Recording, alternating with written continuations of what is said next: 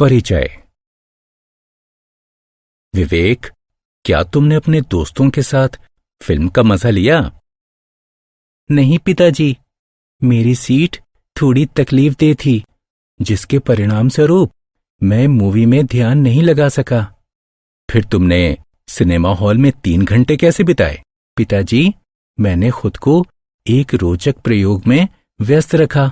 मैंने हॉल में कुल सीटों की संख्या की गिनती की और उसकी तुलना हमारे घर में कुल कुर्सियों की संख्या से की। बहुत अच्छे विवेक।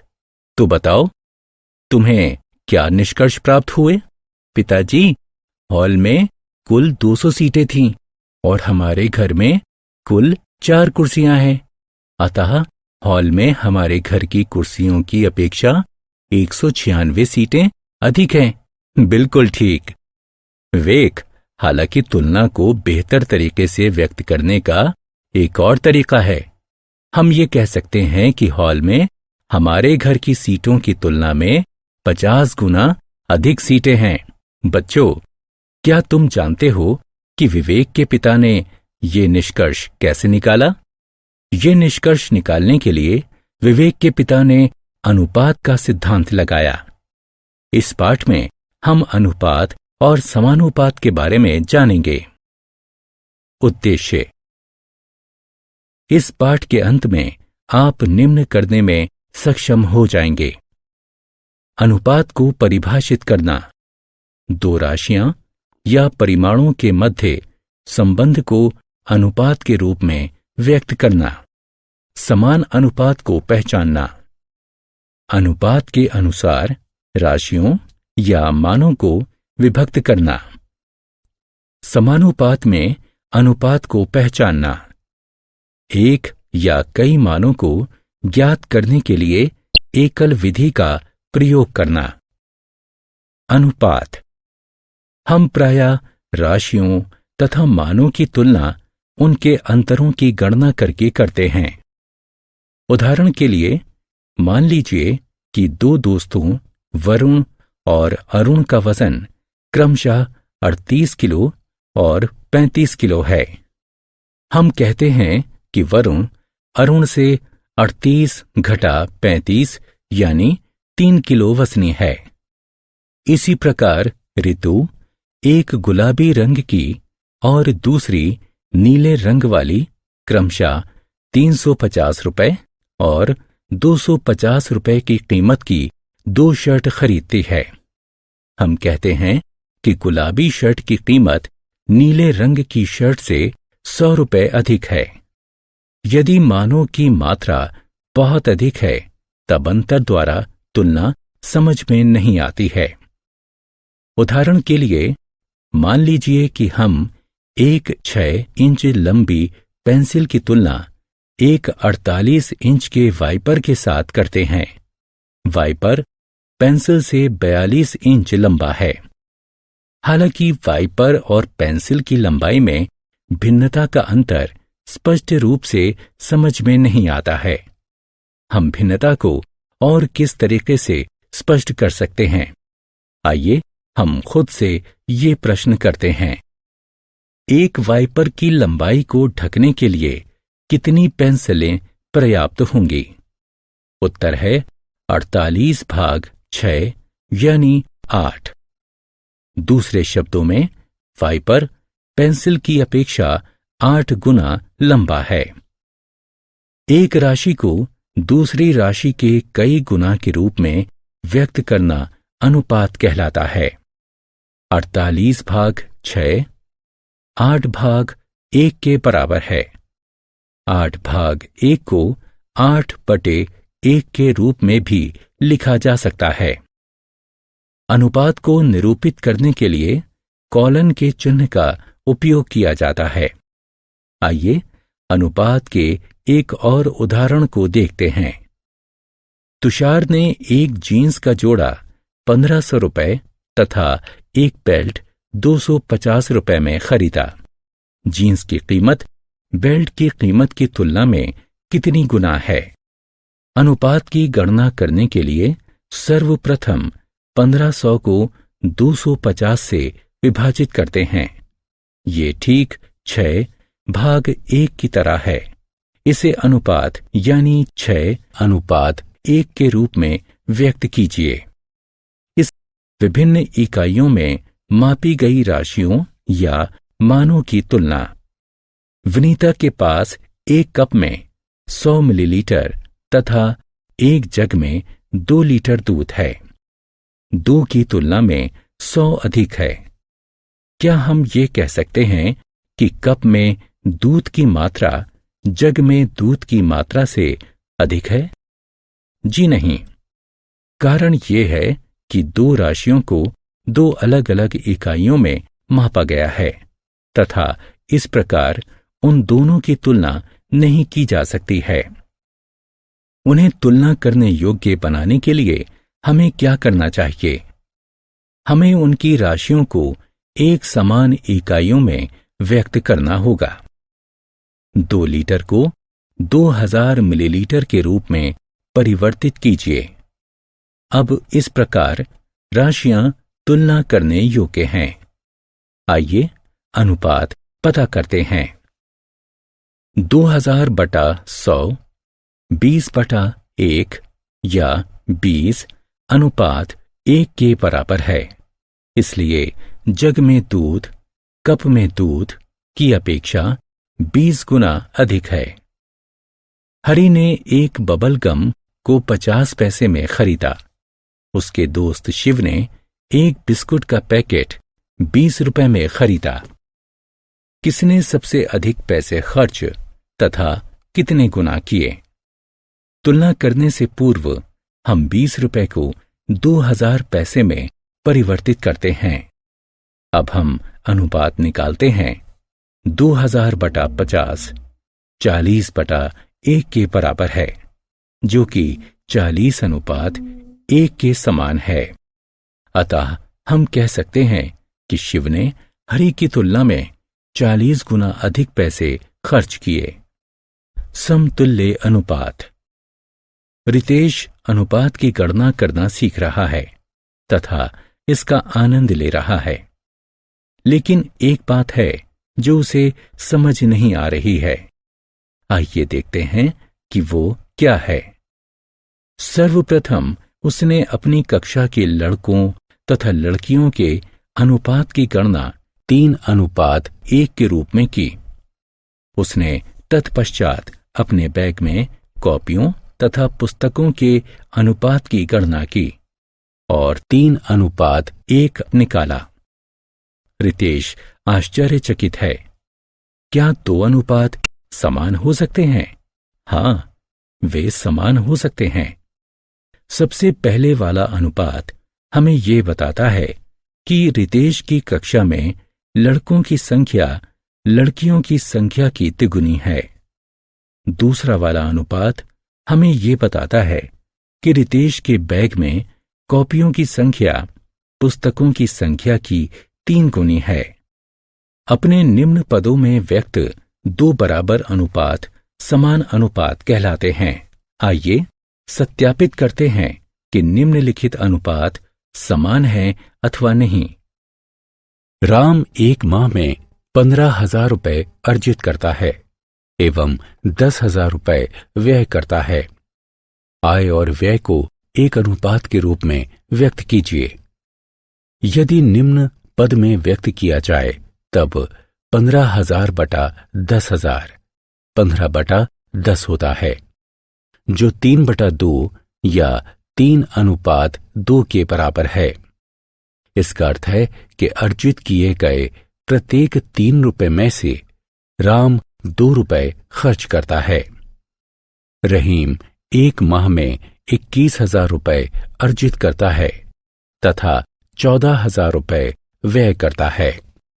आय और व्यय को एक अनुपात के रूप में व्यक्त कीजिए।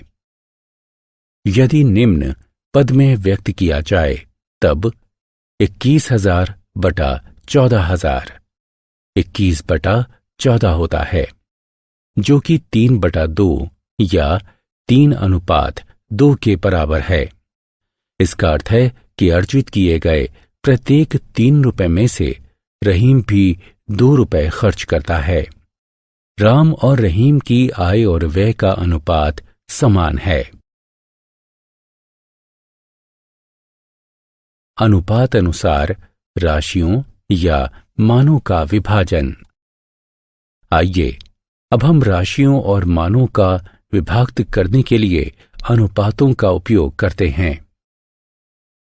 दो सहेलियां सिया, जिसकी ऊंचाई 36 इंच है, एवं पिया, जिसकी ऊंचाई 48 इंच है, एक आम के पेड़ से 7 पके आमों को तोड़ती हैं। वे अपनी ऊंचाई के अनुपात में आमों को साझा करने का निर्णय लेती हैं। हर सहेली को कितने आम खाने को मिलेंगे? आइए सर्वप्रथम हम उनकी ऊंचाई का अनुपात निकालें। उनकी ऊंचाई का अनुपात है 3:4। सिया और पिया आमों का साझा 3:4 के अनुपात में करेंगी। इसका अर्थ है कि सभी तोड़े गए 7 आमों में से 3 सिया को और 4 पिया को खाने को मिलेंगे। सिया को 7 में से 3 आम मिलते हैं, पिया को 7 में से 4 आम मिलते हैं। दो भाई देवजोत और प्रेमजोत 100 रुपए का एक लॉटरी का टिकट खरीदते हैं। देवजोत 60 रुपए चुकाता है, प्रेमजोत 40 रुपए चुकाता है। वे लॉटरी की राशि को इसी अनुपात में बांटने का निर्णय लेते हैं। वे 1 लाख रुपए की लॉटरी जीतते हैं। दोनों भाइयों को कितना कितना पैसा मिलना चाहिए? आइए सर्वप्रथम हम उनके द्वारा किए गए भुगतानों का अनुपात ज्ञात करते हैं।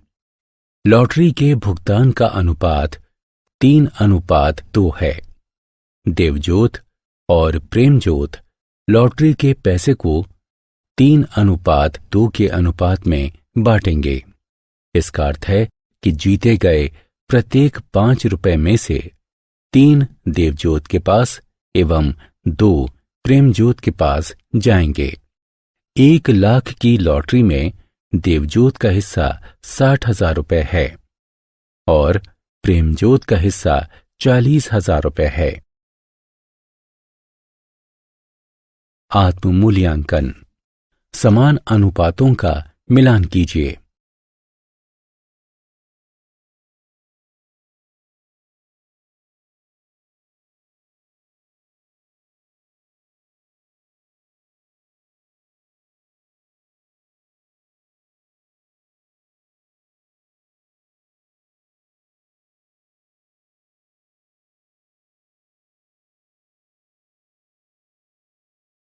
समानुपात।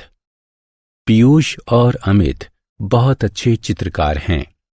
हाल ही में पीयूष ने एक स्टेशनरी की दुकान से 240 रुपए के मूल्य पर 20 पेंट ब्रश खरीदे। अमित ने उसी दुकान से 180 रुपए के मूल्य पर 15 ठीक वैसे ही ब्रश खरीदे। अमित का दावा है कि दुकानदार ने पीयूष से अधिक पैसे लिए। आइए देखते हैं। सर्वप्रथम दोनों राशियों का अनुपात निकालते हैं। राशियों का अनुपात 4:3 है। तत्पश्चात कीमतों का अनुपात निकालते हैं। कीमतों का अनुपात 4:3 है। इसका अर्थ यह है कि राशियों का अनुपात कीमतों के अनुपात के बराबर है। इसलिए अमित का दावा गलत है। ब्रश के लिए दुकानदार ने अमित और पीयूष से एक समान कीमतें वसूली। जब 2 अनुपात बराबर हों तब उन्हें समानुपात में कहा जाता है। समानुपात में अनुपात को इस प्रकार दर्शाया जाता है। इस प्रतीक से समानुपात को निरूपित किया गया है। समानुपात में अनुपात को इस प्रकार पढ़ा जाता है। 20:15 बराबर 240:180। समानुपात में उपयोग की गई प्रत्येक संख्या एक पद कहलाती है। 20, 15, 240 और 180 पद हैं। प्रथम और अंतिम पद चरम पद या सिरे के पद कहलाते हैं। द्वितीय और तृतीय पद मध्य पद कहलाते हैं। समानुपात में अनुपातों का सत्यापन। आइए दो अनुपातों पर विचार करते हैं, 40:25 तथा 56:35। 40/25 8/5 के बराबर है, यानी 8:5। 56/35 8/5 के बराबर है, यानी 8:5। अतः 40/25 बराबर है 56/35 के। दूसरे शब्दों में 40:25 बराबर है 56:35 के। अब इन दो अनुपातों पर विचार करते हैं। 63 लीटर अनुपात 35 लीटर एवं 28 किलो अनुपात 21 किलो। 63/35 9/5 के बराबर है, यानी 9:5। 28/21 4/3 के बराबर है, यानी 4:3। अतः 63:35 बराबर नहीं है 28:21 के। हम कहते हैं कि अनुपात समानुपात में नहीं है। दो और अनुपातों पर विचार करते हैं। 36 मिनट अनुपात 180 सेकंड एवं 50 रुपए अनुपात 150 पैसे। 36 मिनट बटा 180 सेकंड। 36 गुणा 60 सेकंड भाग 180 सेकंड के बराबर है, जो कि 12:1 के बराबर है। 50 रुपए बटा 150 पैसे 5000 पैसे भाग 150 पैसे के बराबर है, जो कि 100:3 के तुल्य है। अतः 36 मिनट अनुपात 180 सेकंड बराबर नहीं है 50 रुपए अनुपात 150 के। ये अनुपात समानुपात में नहीं है।